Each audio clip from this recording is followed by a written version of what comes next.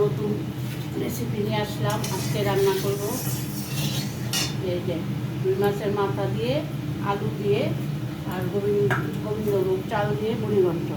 এটা করতে আমার লাগবে, প্রথমে দেবো আমি এই যে তেজপাতা। তেজপাতাটা একটু লাল লাল হবে,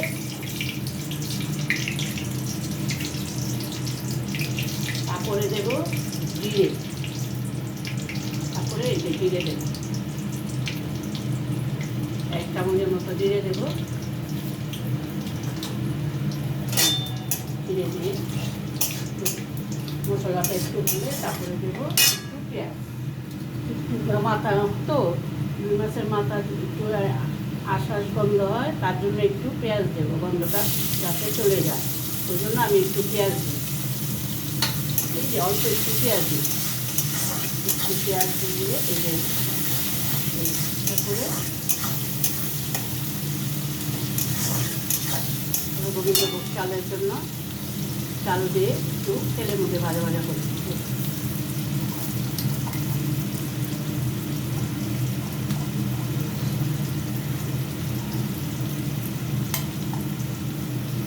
চালটা দিয়ে একটু তেলের মধ্যে ভাজা ভাজা করে দেবো। হ্যাঁ, আর এই যে আর একটু দেবো টমেটো হাত দেবে।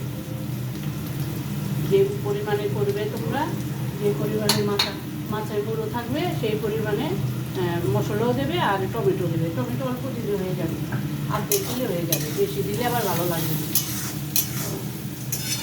চালটা একটু ভাজা ভাজা করে নিই, পেঁয়াজের সঙ্গে চালটা ভাজা ভাজা করে নিলাম মশলার সঙ্গে। তেজপাতা দিয়ে ফোড়ন দিয়ে একটু ভাজা ভাজা করে নিলাম চালটা ভেজে নিয়েছি। চালের গন্ধটাও থাকবে, মুড়িঘণ্টটা একটা সুন্দর একটা ফ্লেভার আসবে। এই জন্য আমি চালটা সবসময় পেঁয়াজের সঙ্গে তেলের সঙ্গে ভেজে নিই। এখন টমেটোটা দিয়ে দেবে, টমেটোটা দিয়ে এই মশলাটা দেবে। এই মশলাটার মধ্যে আছে আদা রসুন একদম অল্প, আর হলুদ আর লঙ্কা বাটা। আর যদি তোমরা লাল লঙ্কা ব্যবহার করতে পারো, কিন্তু আমি লাল লঙ্কাটা বেশি ব্যবহার করি না, শুধু একটুখানি কালারের জন্য দিই, সবসময় দিই না, সব তরকারির মধ্যে দিই না। এইটার মধ্যে লাগে না, তাহলে তোমাদের দেখানোর জন্য একটুখানি লাল লঙ্কা দিয়েছি, তারপরে এই মশলার বাটিটার মধ্যে একটু জলটা করে দিয়ে দিলাম, মানে মশলাটা পুড়ে যাবে। আর মাছের ফুটকাটা আছে, এটা মাছের ফুটকাটা আছে, এটা দিয়ে দেবে। আর মাছের একটু তেল আছে, ওই তেলটাও দিয়ে দেবে, তবে ফ্লেভারটা আরও অন্যরকম লাগবে। এই করে মশলাটা একদম কমিয়ে দিয়ে মশলাটা কষাবে। আর একটু নুন দিয়ে একটু কষাবে। এর সঙ্গে আলুটাও দিয়ে দেবো, একসঙ্গে সিদ্ধ হয়ে যাবে, চালটাও সিদ্ধ হয়ে যাবে, আলুটাও সিদ্ধ হয়ে যাবে। আলুটা দিয়ে দিলাম, ভেজে রেখেছিলাম আলু আর মাছের মুড়োটা একসঙ্গে ভেজে রেখেছি। আলুটা দিয়ে দেবো আর মুড়োটা পরে দেবো, মশলাটা কষে আসলে তারপরে দিয়ে দেবো। আর একটু জল দিয়ে দেবো বন্ধুরা, নাহলে সিদ্ধ হবে না।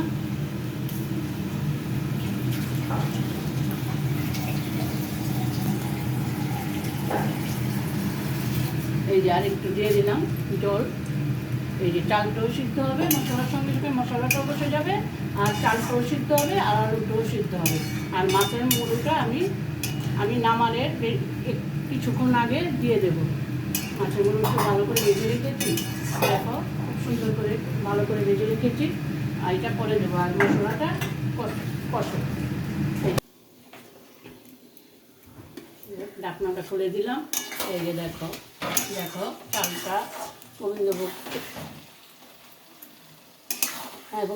চালটা এই যে দিলাম, আর আলুটা দিয়ে ভালো করে মশলা দিয়ে কষে এখন মুড়োটা দেবো। মুড়োটা দিয়ে আবার একটু নাড়াচাড়া করে তারপরে জল দিয়ে দেবো। মুড়োটা সিদ্ধ হয়ে যাবে, রেখে দেবো।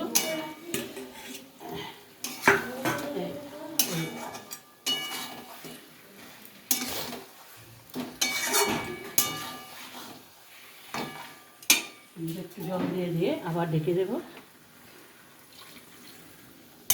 মুড়োটা সিদ্ধ হবে আর কাঁটাগুলো বেছে বেছে আমি ফেলে দেবো।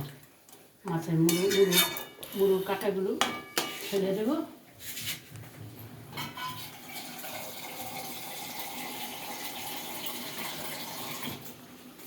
একটু জল দিয়ে দেবো, মুড়োটা সিদ্ধ হবে। একটু জল দিয়ে দিলাম, এখন ডেকে দিলাম মুড়োটা সিদ্ধ।